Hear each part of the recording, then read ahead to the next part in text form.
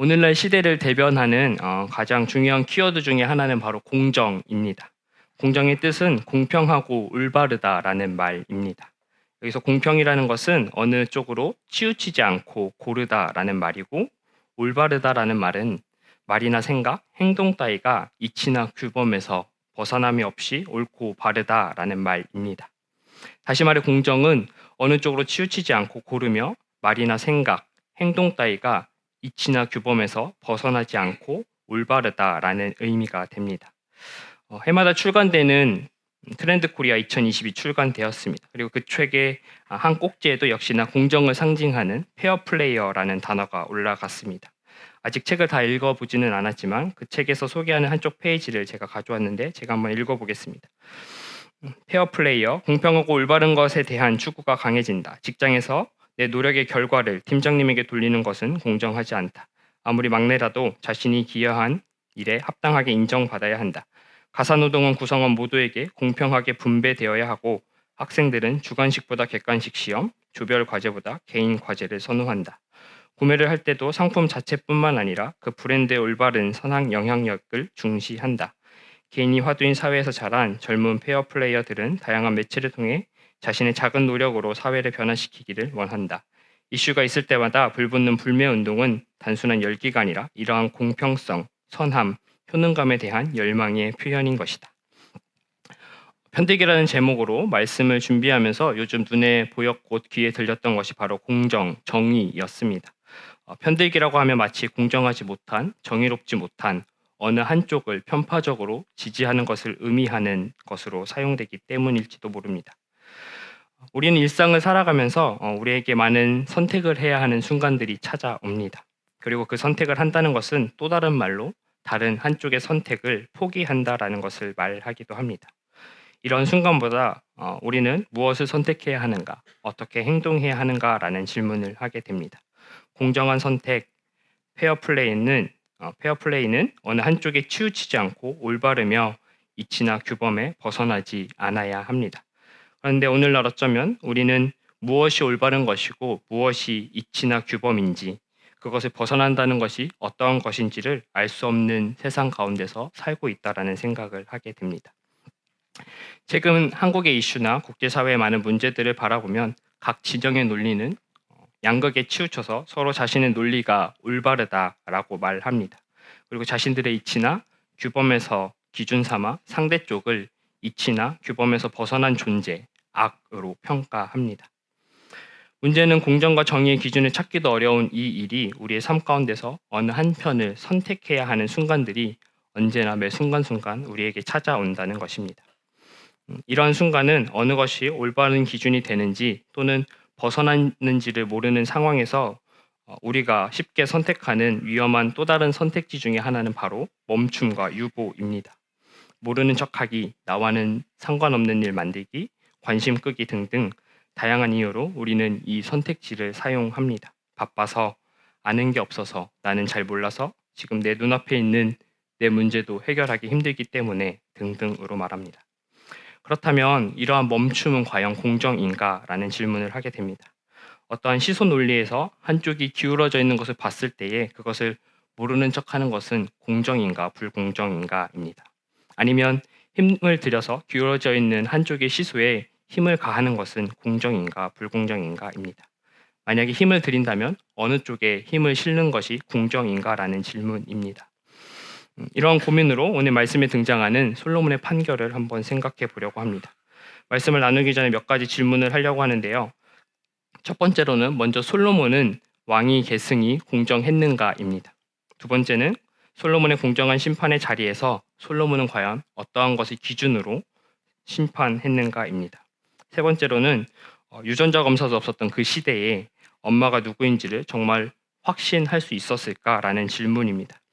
특히 최근에 이슈들로 좀 민감한 질문이지만 최근 이슈들로 보면 아동학대가 친부모에게서 가장 많이 일어난다는 것을 우리는 이미 잘 알고 있습니다. 그렇다면 그런 상황 가운데 오늘날 우리는 이 본문을 어떻게 이해해야 할까입니다. 우리가 잘 아는 대로 솔로몬은 다윗의 왕을 이은 이스라엘의 3대 왕입니다. 다윗 왕가를 중심으로 하면 다윗 다음으로 왕이 된 사람입니다. 우리는 다윗 왕에서 솔로몬으로 왕위가 넘어가는 것이 너무나 당연스럽게 넘어갔다라고 생각하는 경향이 있습니다. 하지만 사실은 그렇지 않았습니다. 다윗에게 솔로몬 이외에 많은 아들들이 있었다라는 것을 우리는 알고 있습니다. 마땅히 왕에 오를 위치에 솔로몬은 있지 않았습니다. 사무엘하 3장인데요. 2절에서 5절까지의 말씀을 같이 읽겠습니다. 다윗이 헤브론에서 낳은 아들은 다음과 같다. 맏아들은 이스라엘의 여인 아히노암에게서 태어난 암논이고 둘째 아들은 갈멜 사람 나발의 아내였던 아비가일에게서 태어난 길르압이고 셋째 아들은 그술 왕 달메의 딸 마아가에서 태어난 압살롬이고 넷째 아들은 핫깃에서 태어난 아도니아이고 다섯째 아들은 아비아들에게서 태어난 스바랴이고 여섯째 아들은 다윗의 아내 에글라에게서 태어난 이드르암이다. 이들은 다윗이 헤브론에서 살 때에 낳은 아들이다. 또 한 군데가 있는데요. 사무엘하 5장입니다. 제가 읽겠습니다. 다윗은 헤브론을 떠나온 뒤에 예루살렘에 와서 더 많은 후궁과 아내를 맞아들여 또 자녀를 낳았다. 그가 예루살렘에서 낳은 아들의 이름은 삼무아와 소밥과 나단과 솔로몬과 이팔과 엘리수아와 네벡과 아비야, 야비야와 엘리사마와 엘리아다와 엘리벨렛이다. 성서에서 언급된 다윗의 아들만 해도 17명입니다. 그리고 본문에서 봤던 것처럼 후궁을 들였다라는 것을 봤을 때 그 단서로 다윗에게는 더 많은 아들들이 있었다라는 것을 우리는 유추할 수 있습니다. 또한 솔로몬의 출신도 남달랐습니다. 다윗의 이야기를 하면 빠지가 않고 나오는 사건이 바로 우리아의 아내 바세바를 범한 사건입니다. 솔로몬은 바로 이 여인 우리아의 아내를 통해서 태어난 자식이었습니다. 바세바를 범한 죄로 다윗과 바세바 사이에 태어난 첫째 아들은 태어난 지 7일 만에 죽게 됩니다. 그리고 그 다음에 태어난 아들이 바로 솔로몬이었습니다. 다시 말해 솔로몬은 다윗이 다른 사람 우리아를 죽이고 빼앗은 여인에게서 태어난 자식이었습니다. 다윗의 왕위를 이을 다윗의 아들들 중에 서열의 첫째는 바로 첫째 아들 암놈이었습니다. 근데 이 암놈은 다윗의 다른 아들 압살롬의 누이 다말을 욕보이는 행동을 하고 압살롬의 복수로 죽게 됩니다. 그 다음 서열이었던 셋째 압살롬은 아버지 다윗이 살아있는 동안에 자기가 왕으로 등극합니다. 그리고 다윗은 그 아들을 피하여 도망자 신세가 되기도 합니다. 결국 압살롬이 다윗의 부하에 의해 살해되고 다윗은 다시 왕위를 이어가게 됩니다. 그리고 그 다음 왕위를 이어받을 왕은 넷째 아들이었던 아도니아였습니다.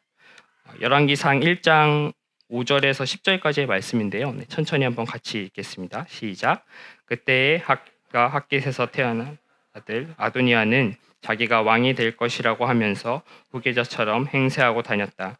자신이 타고 다니는 병거를 마련하고 기병과 호위병 10명을 데리고 다녔다. 그런데도 그의 아버지 다윗은 아도니아를 꾸짖지 않고 어찌하여 그런 일을 하느냐고 한 번도 묻지도 않았다. 그는 압살롬 다음으로 태어난 아들로서 용모가 뛰어났다. 아도니아가 수라의 아들 요압과 아비아달 제사장을 포섭하니 그들이 아도니아를 지지하였다. 사독 제사장과 여호야다의 아들 브나야와 나단 예언자와 시므이와 레이와 다윗을 따라다니던 장군들은 아도니아에게 동조하지 않았다. 아도니아가 엔 로겔 가까이에 있는 소헬레 바위 옆에서 양과 소와 살찐 송아지를 잡아서 잔치를 베풀고 자기의 형제인 왕자들과 유다 사람인 왕의 모든 신하들을 초청하였다. 그러나 나단 예언자와 분야와 왕의 동생 솔로몬은 초청하지 않았다. 아도니아가 왕위를 이어받을 준비를 한다라는 것을 나단 선지자가 알게 됩니다.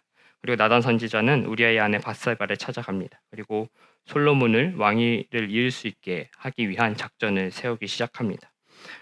건너뛰어서 우여곡절 끝에 솔로몬은 왕이 됩니다. 그리고 넷째 아들이었던 아도니아를 왕으로 세우려던 수많은 무리들은 솔로몬이 왕위로 등극했다라는 소문을 듣고 도망가게 됩니다. 그리고 아도니아를 추종했던 다윗의 측근이었던 사람들은 다윗이 죽은 다음 솔로몬에 의하여 숙청당하게 됩니다. 이처럼 다윗 왕에게서 솔로몬으로 왕위를 차지하는 솔로몬의 일은 쉽지 않았습니다. 그리고 오늘 읽은 열왕기상 앞부분에 보면 솔로몬은 자신이 이스라엘 왕으로서의 권력을 유지하기 위하여 정치적으로 그 정당성을 확보하기 위하여 주변국의 인정을 받기 위하여 주변국 왕의 딸들과 혼인하는 전략을 세웁니다. 열왕기상 3장 1절 말씀인데요. 제가 읽겠습니다. 솔로몬은 이집트 왕 바로와 혼인 관계를 맺고 바로의 딸을 아내로 맞았다. 이처럼 다윗 왕에게는 다음으로 당연히 왕이 될 자리에 솔로몬이 있지 않았습니다. 하지만 하나님의 선지자 나단을 통하여 그리고 우리가 이미 기록된 성서를 통하여 하나님의 선택을 받은 이 솔로몬은 다윗 다음에 왕이 되었습니다. 이후에 솔로몬이 이스라엘에서 가장 중요했던 일은 바로 하나님으로부터 왕이 됨을 인정받는 정당성 확보였습니다. 그래서 솔로몬은 하나님에게 제사를 드리러 올라갑니다. 우리가 잘 알고 있는 일천번제의 사건입니다. 그리고 그 이후에 꿈을 통하여 하나님에게서 이스라엘의 왕이 됨을 정당성을 확보받습니다. 하나님께 받은 솔로몬이 요구한 왕으로의 정당성을 확보받기 위해서 받은 것은 바로 지혜로운 마음이었습니다. 열왕기상 3장 4절에서 15절 말씀을 우리 같이 한번 읽어보겠습니다. 기브온에서 제일 유명한 산당이 있었으므로 왕은 늘 그곳에 가서 제사를 드렸다. 솔로몬이 그때에 그 제단에 바친 번제물은 1000마리가 넘을 것이다. 한 번은 왕이 그로 제사를 드리러 갔는데 그날 밤에 기브온에서 하나님께서 말씀하시기를 내가 너에게 무엇을 주기를 바라느냐 나에게 구하라 하셨다. 솔로몬이 대답하였다. 주님께서는 주님의 종이요 나의 아버지인 다윗이 진실과 공의와 정직한 마음으로 주님을 모시고 살았다고 해서 큰 은혜를 베풀어 주시고 또 큰 은혜로 그를 지켜 주셔서 오늘과 같이 이렇게 그 보좌에 앉아 아들까지 주셨습니다. 그러나 주 나의 하나님 주님께서는 내가 아직 어린 나이인데도 나의 아버지 다윗의 뒤를 이어 주님의 종인 나를 왕이 되게 하셨습니다. 나는 아직 나아가 두었고 처신을 제대로 할 줄 모릅니다. 주님의 종은 주님께서 택하신 백성, 곧 그 수를 셀 수도 없고 계산할 수도 없을 만큼 큰 백성 가운데 하나일 뿐입니다. 그러므로 주님의 종에게 지혜로운 마음을 주셔서 주님의 백성을 재판하고 선과 악을 분별할 수 있게 해주시기를 바랍니다. 이렇게 많은 주님의 백성을 누가 재판할 수 있겠습니까? 주님께서는 솔로몬에게 이렇게 청하는 것이 마음에 드셨다. 그러므로 하나님께서 그에게 말씀하셨다. 내가 스스로 생각하여 오래 사는 것이나 부유한 것이나 원수 갚는 것을 요구하지 아니하고 다만 재판하는 데에 듣고서 무엇이 옳은지 분별하는 능력을 요구하였으므로 나는 내가 말하는 대로 내게 지혜롭고 총명한 마음을 준다. 너와 같은 사람이 너보다 앞에도 없었고 내 뒤에도 없을 것이다. 나는 또한 내가 달라고 하지 아니한 부귀와 영화도 모두 너에게 주겠다. 내 일생 동안 왕 가운데서 너와 견줄 만한 사람이 없을 것이다. 그리고 내 아버지 다윗이 한 것과 같이 내가 나의 길을 걸으며 내 법도와 명령을 지키면 내가 오래 살도록 해주겠다. 솔로몬이 깨어나서 보니 꿈이었다. 그는 곧바로 예루살렘으로 가서 주님의 언약궤 앞에 서서 번제와 화목제를 드리고 모든 신하에게서 잔치와 베풀어 주었다. 이제 솔로몬은 하나님께도 인정을 받게 되었습니다. 이제 솔로몬은 왕위를 자리 잡았기 때문에 이스라엘을 다스리는 왕으로서 위대한 일을 해야 하는 상황 가운데 있습니다. 그런데 재미난 것은 이처럼 하나님께 인정받은 이 솔로몬이 가장 처음에 한 일, 그리고 더 나아가 하나님께 받은 지혜롭고 총명한 마음으로 솔로몬이 처음 행한 일이 바로 두 창녀의 송사를 판단하는 일이었다는 겁니다. 솔로몬에게 두 명의 창녀가 찾아왔습니다. 그리고 우리가 잘 아는 그 이야기가 시작됩니다. 어느 날 두 창녀가 찾아와서 솔로몬에게 이렇게 말합니다. 우리는 둘이 같이 살고 있습니다. 우리 둘은 3일 차이로 아들을 낳았습니다. 그리고 우리 집에는 우리 둘만 있고 아무도 없었습니다. 그런데 한밤중에 저 여자가 자신의 아이를 깔아뭉개 그 아이를 죽였습니다. 그런데 내가 잠든 사이에 아이를 바꾸었습니다. 그래서 제 옆에는 죽은 아이를 두고 저 여자가 산 아이를 데려갔습니다. 아침에 일어나서 젖을 먹이려 보니 아이가 죽어서 자세히 보니 내 아이가 아니었습니다. 그러니 지금 저 여자가 데리고 있는 아이는 제 것이고 이 죽은 아이가 저 여자의 것입니다. 이렇게 말하자 반대편에 있던 여자도 동일하게 말합니다. 아니다, 산 아이가 내 것이고 죽은 아이가 저 여자의 것이다. 이 이야기를 분석해 보면은 다음과 같이 분석할 수 있습니다. 먼저 등장인물은 창녀와 그의 아들들입니다. 창녀라는 것은 몸을 파는 여인을 말하지요. 경멸하고 제약된 행위라고 하지만 당시 고대 근동에서는 존재했던 인물이라고 성경에서는 기록되어 있습니다. 일반적으로는 부모에게 팔린 노예, 남편을 잃은 가난한 여인들이 창녀가 되었다라고 말합니다. 즉 이 사람들은 낯선 사람, 남자들의 탐욕에 시중을 들어야지만 그 생계를 유지할 수 있었던 여인들이고 그 여인에게서 태어난 아들이었습니다. 그리고 사건이 발생한 장소에 있었던 사람은 단 이 두 여인뿐이라고 말합니다.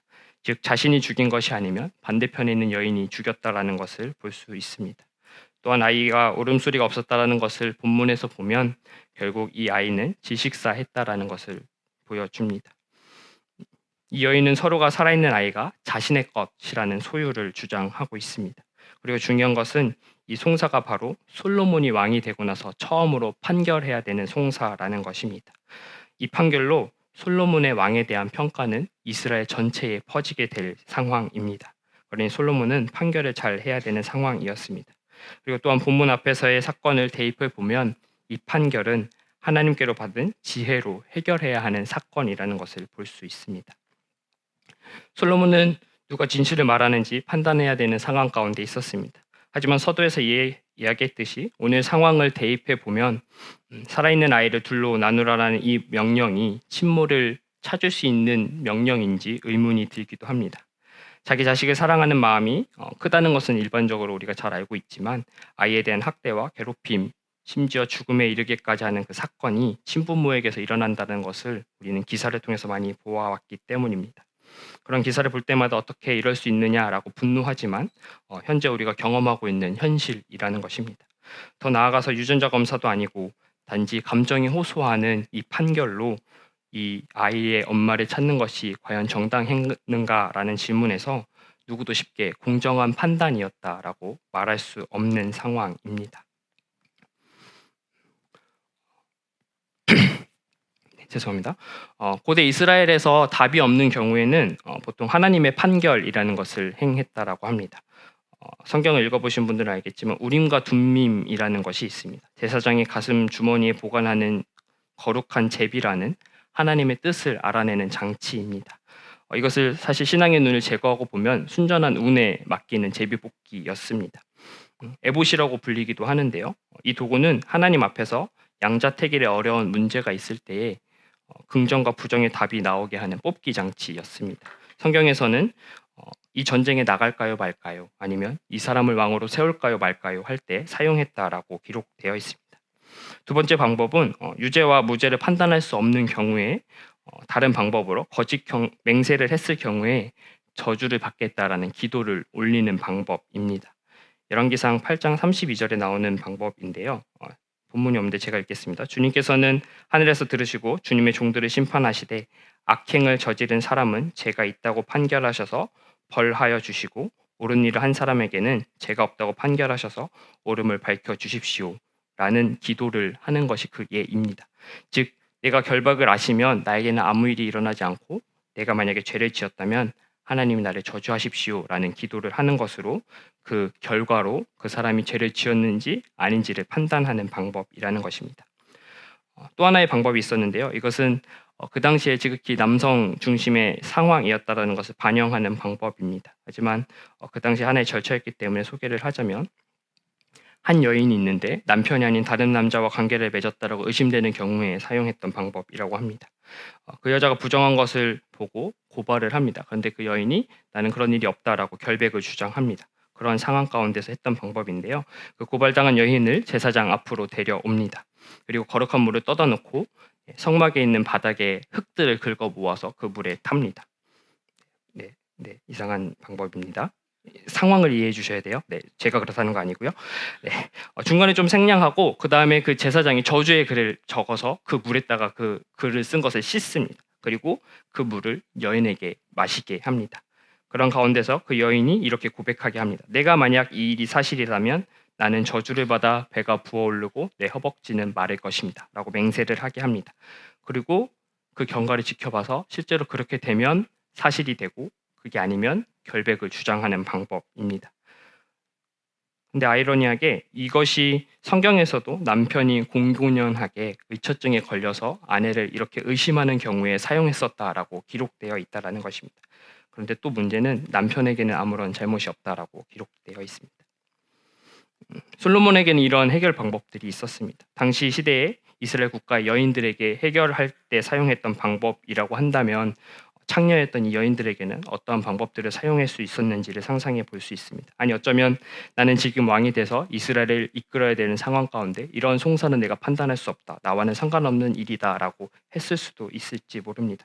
하지만 솔로몬은 그렇게 하지 않았습니다. 여인의 말을 듣고 칼을 가져오라라는 이 한 절 사이에 아마 솔로몬은 많은 생각을 했을지도 모릅니다.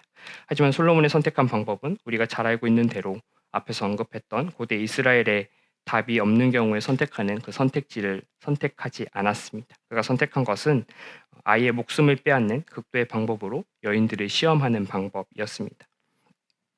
우리 이 해결 방법들을 너무 잘 많이 들어왔습니다. 그리고 솔로몬의 지혜는 실제로 그 아이를 죽이려고 한 것이 아니고 친모의 모성애를 자극해서 친엄마가 누구인지를 찾아냈다라고 많이 들어왔습니다. 그리고 그렇게 해석해 왔습니다. 하지만 오늘은 이 본문을 조금 각도를 틀어서 보려고 합니다. 왜냐하면 앞에서 언급했듯이 솔로몬에게는 유전자가 일치하는 친모를 찾는 것이 그다지 중요하지 않았기 때문입니다. 오늘날의 아동 학대의 모습만을 보고 이야기하는 것이 아니고요. 당시 이 여인들이 창녀라는 것을 기억해야 합니다. 이 여인들이 창녀가 된 이유는 바로 자기가 사랑하는 가족, 자기를 낳게 한 그 가족이 경제적인 이유로 자신을 노예로 팔아서 창녀가 됐다라는 상황입니다. 다시 말해서 솔로몬에게 이 문제의 해결은 친모 찾기가 아니었습니다. 솔로몬이 주목하는 것은 이 사건에서 가장 낮은 위치에 있던 생명이었습니다. 누군가가 도와주지 않으면 생명을 유지할 수 없는 존재, 누군가의 관심이 없으면 살아갈 수 없는 존재였던 아이에게 관심을 갖습니다. 창녀가 아닌 그 창녀의 아이에게 관심을 갖는 것입니다. 즉, 이 사건은 아이의 엄마를 찾는 사건입니다.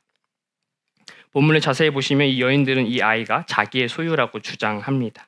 내 것이라는 것을 강조하는 것을 볼 수 있습니다. 산 아이는 내 것이고 죽은 아이는 저 여자의 것이다 라고 말합니다. 하지만 솔로몬이 판결하는 결과는 그 반대였습니다. 지극히 아이의 생명을 유지해 줄 수 있는 존재를 찾습니다. 아이의 엄마를 찾습니다. 아이의 생명을 자기의 소유 욕구보다 우선할 사람을 찾아주는 것입니다. 그 사람을 그리고 아이의 엄마로 임명합니다. 솔로몬의 선택은 지극히 연약한 존재였던 아이의 편에서 그 아이의 생명을 살려줄 사람을 선택했습니다. 다시 말해 아이에게 엄마가 되어줄 사람, 아이의 생명을 소중히 여기는 사람을 찾아줍니다. 이 선택은 이 땅에 오신 예수님의 방법과 동일하다라고 생각합니다. 우리가 잘 알고 있는 강도 만난 자의 이웃이 되어준 사람 이야기, 죄인과 세리의 친구가 되어준 예수 이야기, 가늠한 여인의 편이 되어준 이야기 등입니다. 예수님의 모습과 솔로몬의 선택은 닮았다는 것을 알 수 있습니다. 바로 그 선택은 그 상황 가운데 가장 약자의 편을 들어주는 선택이었습니다. 누가복음에서는 예수님의 공생을 시작하면서 이사야 글을 인용하고 예수님의 오심에 대한 이유를 이렇게 설명합니다. 주님의 영이 내게 내리셨다. 주님께서는 내게 기름을 부으셔서 가난한 사람에게 기쁜 소식을 전해 주셨다.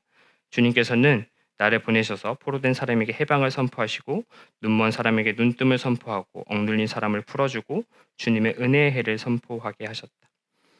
이 말씀을 통해서 예수님이 오신 목적 그리고 주된 관심사는 우선적으로 가난한 자였습니다. 포로된 자였고 눈먼 자였고 억눌린 자였습니다.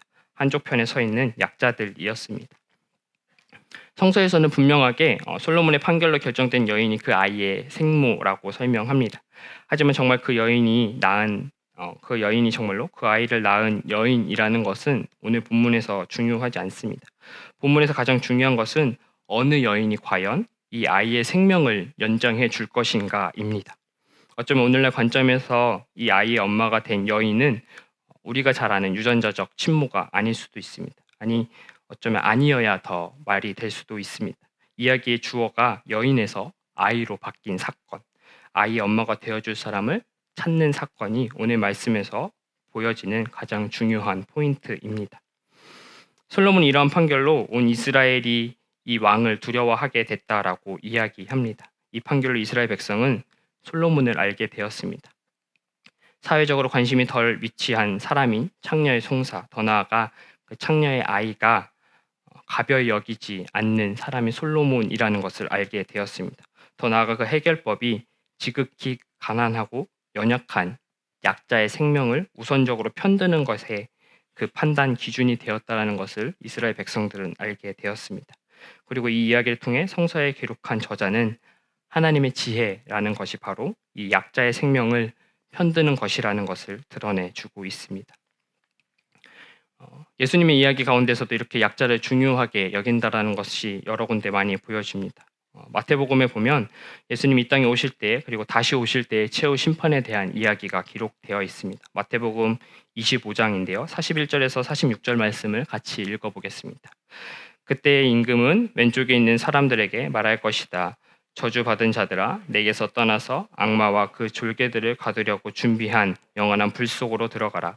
너희는 내가 줄일 때에 먹을 것을 주지 않았고 목마를 때에 마실 것을 주지 않았고 나그네로 있을 때에 영접하지 않았고 헐벗었을 때에 입을 것을 주지 않고 병들었을 때나 감옥에 갇혔을 때에 찾아주지 않았다.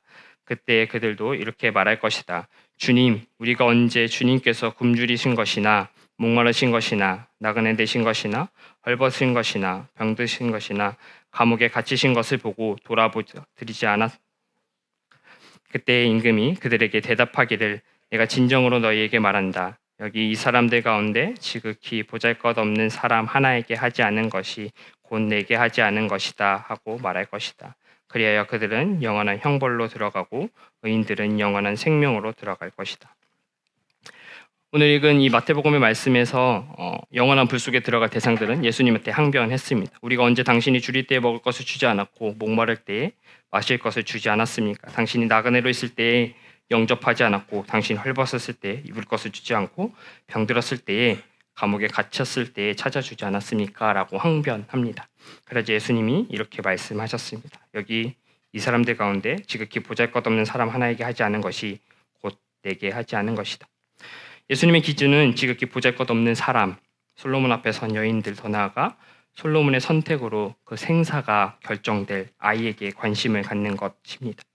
예수님에게 솔로몬이 받은 지혜 안에서의 공의와 공정은 옳고 그름을 따지는 것이 아니라 약자의 편에 서는 것입니다.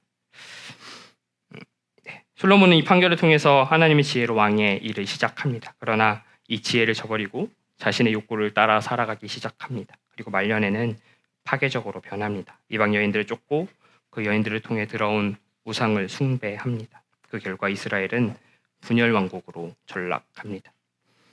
인간의 존재는 완벽하지 않습니다. 시작부터 공정하고 정의로운 사람은 아무도 없습니다. 하지만 어느 순간에 그 사람도 공정한 삶을 살 수 있을지 모릅니다.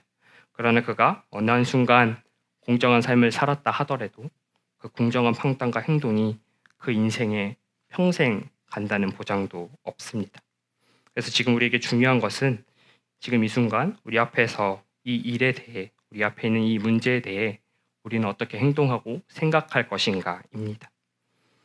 오늘 말씀을 통해서 성경은, 그리고 하나님은, 하나님의 지혜를 받은 사람은, 그리스도인은 지극히 보잘것없는 약자의 생명에 편들라라고 말하고 있습니다. 여러분, 우리는 지금 이 땅에서 일어나는 순간들을 어떻게 바라보고 있을까요? 지금 내 앞에 현실이 공정하지 않다라고 말하는 분 계실 거라고 생각합니다. 그래서 누군가에게 뭐를 해줄 수 있는 상황이 아니다, 나의 삶도 힘들다라고 말하는 사람들이 있을지도 모릅니다. 그런데 우리가 기억해야 할 것은 우리가 받은 사랑이 먼저 공정하지 않았다라는 것을 기억해야 합니다. 지극히 하나님의 편들기로 우리가 구원받았다라는 사실입니다. 솔로몬도 그렇게 왕이 되었습니다. 하나님의 선택이었습니다. 그러니 우리도 편들어 주심에 그 은혜에 보답하는 약자의 편들기를 하기 바랍니다. 지금 당장 우리가 관심을 주지 않으면 생명의 위협을 느끼는 이들에게 관심을 갖기 바랍니다. 솔로몬이 하나님께 받은 지혜로 처음 행한 일은 세상에서 볼 때 지극히 관심 갖지 않는, 소외된, 쳐다보지 않는 이들의 송사였다라는 것을 기억하기 바랍니다. 우리 일상에서 마주하는 사람들 가운데 그들의 편에서, 그들을 위하여 그들을 편드는 삶 사시는 우리 청년마을 되기를 간절히 기원합니다. 시간